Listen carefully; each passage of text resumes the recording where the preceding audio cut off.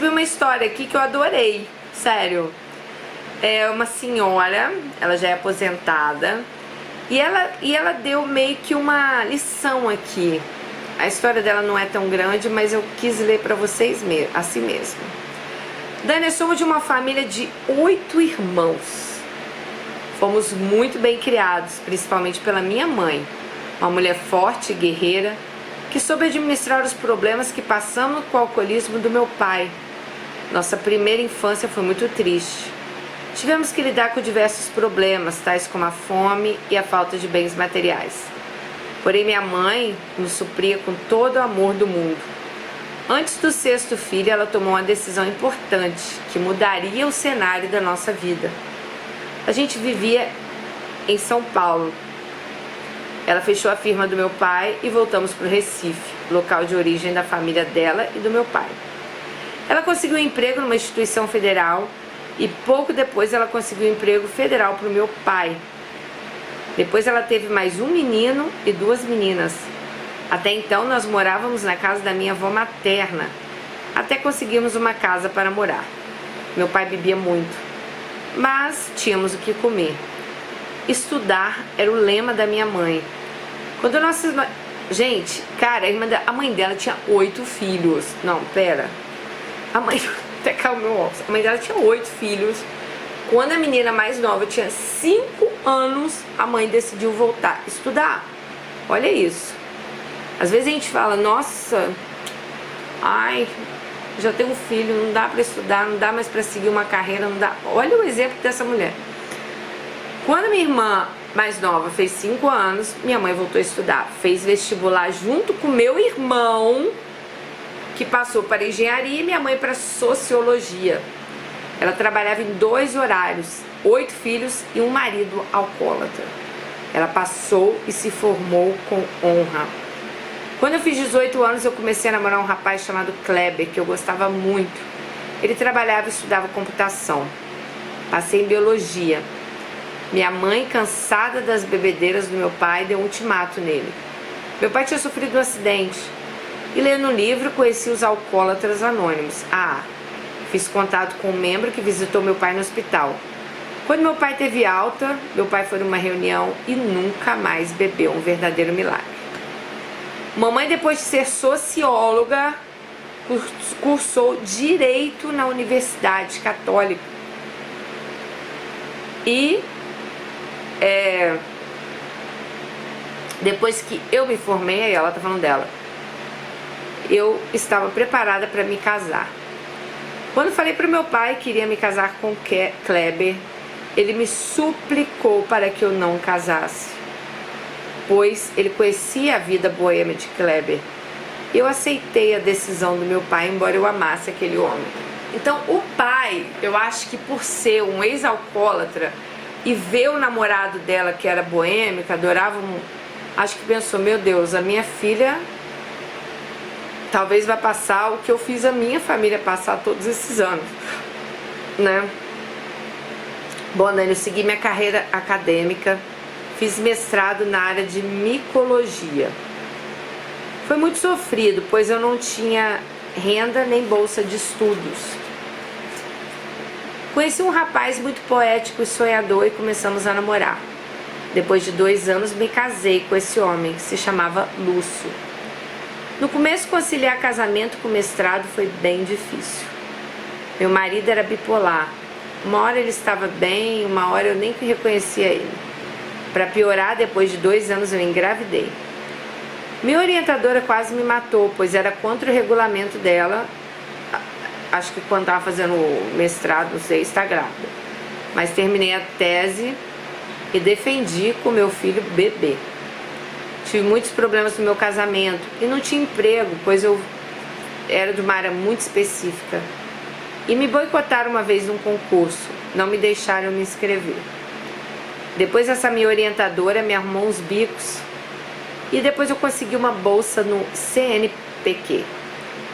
Foi aí que comecei a melhorar de vida. E o embuste do Lúcio, do marido, não fazia nada para melhorar a nossa vida. Detalhe, o emprego que ele tem até hoje foi a minha mãe que ensinou ele a falar e a se expressar. Hoje ele é radialista. Depois de 11 anos, fiz um concurso que apareceu, fiz escondido. Trabalhava de dia e estudava à noite, de madrugada. Fiz o concurso e passei em primeiro lugar. Meu ex-marido ficou uma fera na época, ele não se conformava com a minha conquista. Só que para eu assumir o cargo, eu tinha que ter doutorado. E eu tinha que fazer. Foi quando meu marido falou para eu escolher entre ele e o doutorado.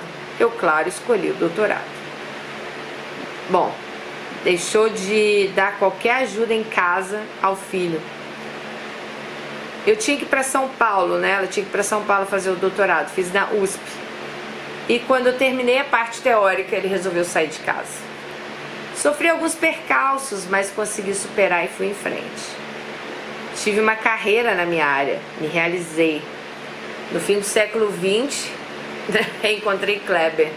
Lembra o boêmio? Ficamos juntos 10 anos. Ele faleceu em 2010, eu tive uma depressão e acabei sendo aposentada. Minha mãe conseguiu formar quase todos os filhos. Meus irmãos mais novos... meu irmão mais novo não quis formar, mas era muito especial e inteligente. Ele faleceu um mês antes da minha mãe. Minha mãe teve Alzheimer e faleceu há 2 anos atrás. Hoje eu sou viúva e não quero nenhum relacionamento. Tenho um filho que é webjornalista, o neném, né? Essa é a minha história que eu dedico à minha mãe e aos meus amados irmãos. Um beijo e fiquem com Deus. Gente, eu achei a história dela fantástica, a história da mãe dela, cara. A mulher com 8 filhos. Você que tá aí hoje, ó, me vendo, que tá aí, ai Dani, eu não consigo estudar, eu tenho 2 filhos, eu tenho isso, não sei o que, eu não consigo. Gente, a gente tem que querer, sabe? Eu não gosto de ficar falando que eu sou exemplo, não, mas eu sei que muitas de vocês me veem como exemplo. Então, sigam os exemplos bons que vocês conhecem. Gente, eu perdi meus pais muito nova também. Com 24 anos eu não tinha mais meu pai nem minha mãe, que era assim uma base mesmo, né? Com 17 anos meu pai faleceu, quando eu tinha 17 anos. Então assim, eu não tive muito aquela base, sabe? Eu tive que me virar eu e eu. E eu sempre pensei assim, não, um dia eu quero chegar em algum lugar, eu quero ser alguém na vida, eu quero fazer, eu quero acontecer. E, quando, né, vocês acompanham a minha história, eu não preciso ficar falando. Mas quando eu cheguei aqui nos Estados Unidos, que eu tive que dar aquele passo atrás, voltar a fazer faxina, que pra mim não foi vergonha nenhuma. E eu nunca fiquei pensando, sabe, ai, mas peraí, eu já tô com 40 anos, eu não vou conseguir uma carreira. E cara, eu fui atrás e eu consegui. Hoje eu trabalho na área de logística, que é uma área que eu estudei. Hoje eu tenho uma carreira dentro de uma empresa, né? Não preciso nem falar, da Amazon, uma das maiores empresas, a maior empresa do mundo hoje em dia. Venho crescendo lá, graças a Deus, progressivamente. Comecei de baixo, né? Quero chegar ainda mais acima.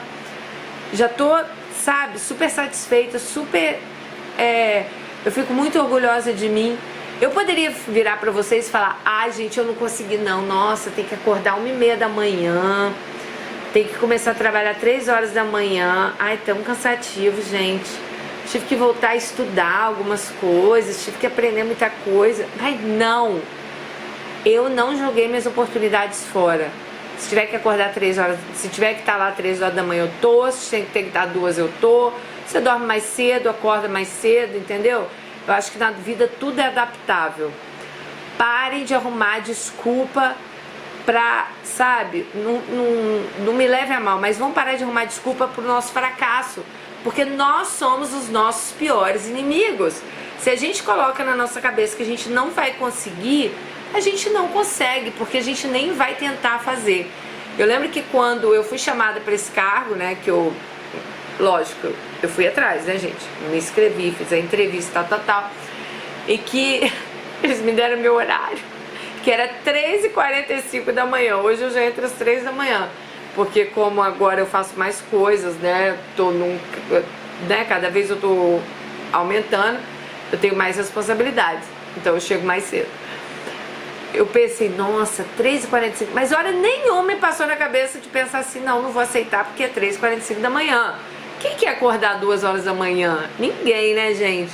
Hoje em dia eu acordo 1h30 da manhã. Quem me acompanha nos stories vê lá, @DaniDelanos no Instagram. Eu acordo 1h30 da manhã, durmo 5 horas da tarde. Então eu refiz toda, né, a minha rotina.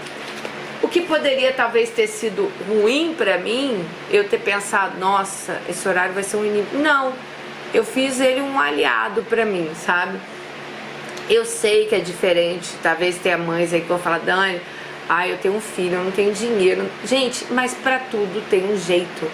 Não sei, procura um curso online, pra tudo tem um jeito, vocês podem ter certeza.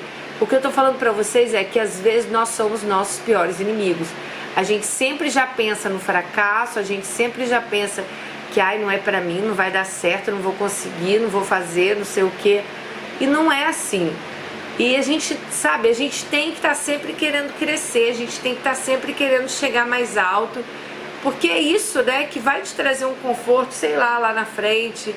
E vocês não têm ideia o que é isso pra você mesma.